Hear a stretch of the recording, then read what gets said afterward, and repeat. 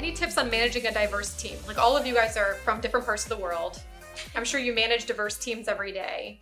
Someone's watching this and is hiring just one type of person and they want to have a diverse team. Is there something that you do to manage a diverse team, or you manage everyone the same? Like, what do you do?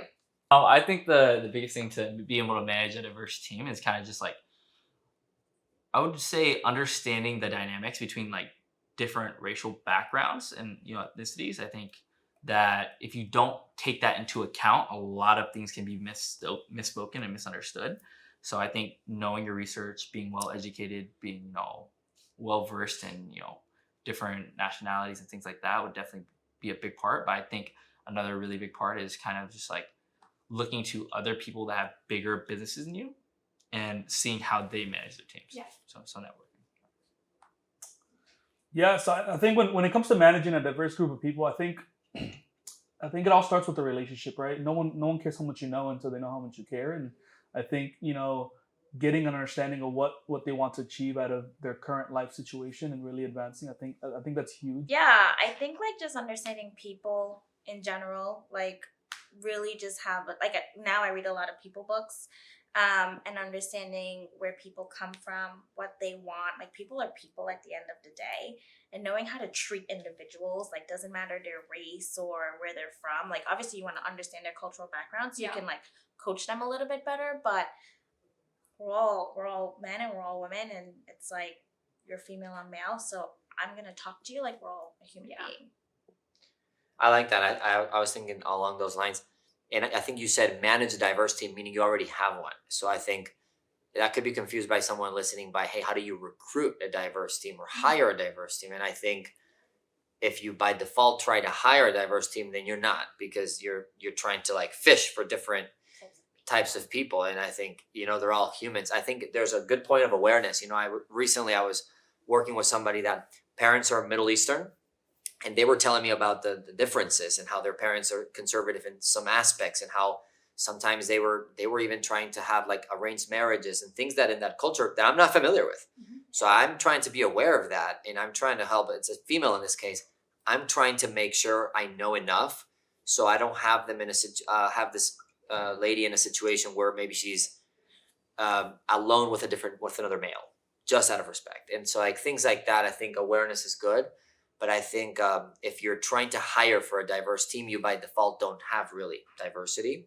So I think people need to maybe not focus on that so much and just focus on what's the intent, what's the effort level of the person, what's maybe their background, and what's their career, their desired career growth and stuff like that. And then that will attract, because it's funny that every culture, no matter, we're all here, different cultures, we all want the same. We want better stuff for our families. We want our children to suffer less.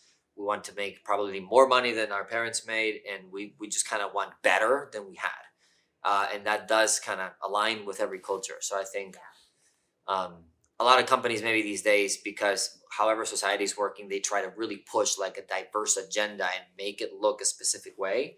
And I think that could be dangerous, because it'll be not genuine. And that's, I think, where you can fall into like the little trap. Do you guys want to share like this just came to me while you guys were talking, because I think it would be interesting. What's like the biggest business mistake you've ever made? I don't know if it's necessarily the biggest mistake, but one of the biggest mistakes that I've learned is in business and just in life in general, you got to seek to understand before you assume what's going on. Because a lot of times in general, we play a scenario of what's actually of what we think's going on versus what's going on. And when we think something's going on, we take action based off our emotions of what we think is going on. Typically, it's pretty different than the reality of it is. And so I think a lot of times we just got to seek to understand, what's going on, the perspective of the other person, get the facts and look at things from a logical perspective versus an emotional perspective. Mm-hmm. And I think when you do that, you can actually make an educated decision versus an emotional decision. I think my biggest one was for the first couple of months of running my business, I only had one mentor or one person that I could reach out to. And I think that really, hurt me both as a professional and as a person, because I only had one way to look at everything, right? I only had one way to look at how to be able to build a business, or how to manage my finances, or how to, run Indeed ads, or whatever case it is. I think that definitely hurt me. And I think More mentors helps. More mentors definitely help. Not too much mentorship. So Right? there's a point. Yeah, right, there's a that's point. right. I think 4 or 5, perfect number. Yeah. But 1 way too little. 2 I still think is too little. And 3 is okay. Yeah. But I think if you get to 5, that's perfect. I definitely agree with Ty on that. Like, one, having the people to reach out to for advice, I think that was my biggest mistake, where it's like trying to run a business. If it was that easy, a lot of more people in the world would have probably been doing it.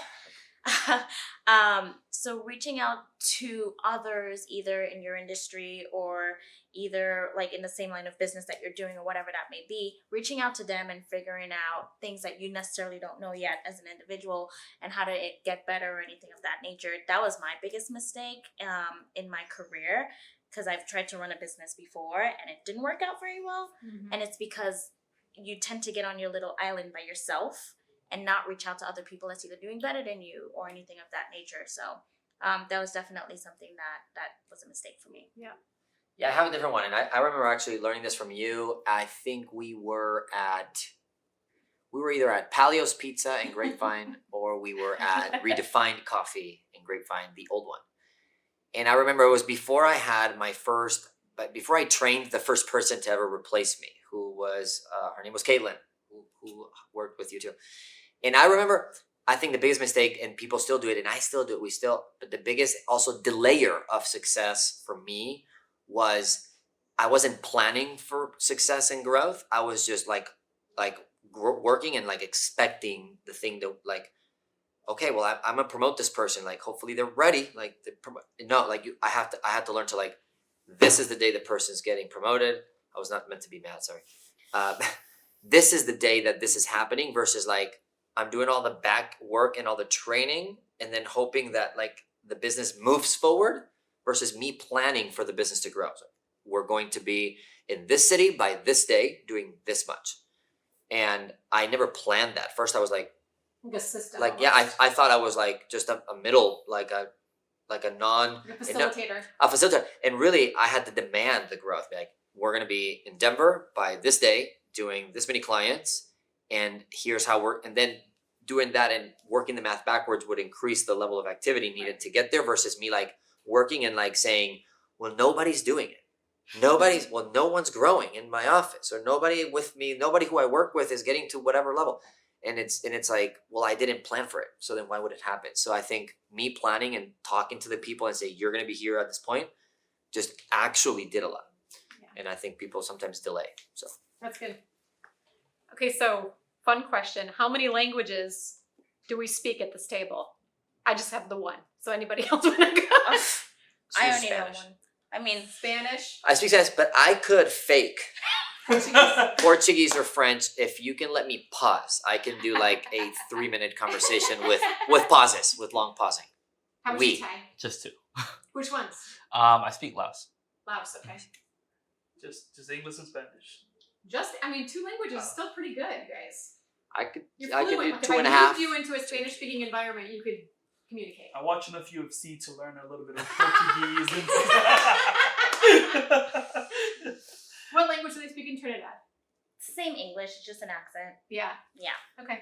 Like No other dialects? It's like broken English, really. Yeah, it's English though. Nice. We enchanté. Yeah, that's good. So 4 or 5, that's pretty good. Your parents gave you some good extra credit learning different languages. It's amazing. Well, thanks, you guys. This was great. All those ESL classes paid off. Did you not know any English when you moved there? No. So obviously, in my household, we only spoke Spanish, and so when I went to school, I didn't know any English, and so I had to take the extracurricular classes to learn English. My mom taught that. Yeah, so I took that until I think it was like in 4th grade. That was vice versa for me. It's like I was in Spain and I only spoke English until I was 9. Because my parents put me in an English school, only spoke to me in English, and I watched Cartoon Network and Nickelodeon in English from the 90s, the real Cartoon Network. How about Ty? Did you speak English going into school? Yeah, I think so. I was really bad at English though for some reason. Like I had a really bad lisp, and I never read books until like I was in the 2nd or 3rd grade, and my parents could not speak English very well either. So I spoke like really broken language.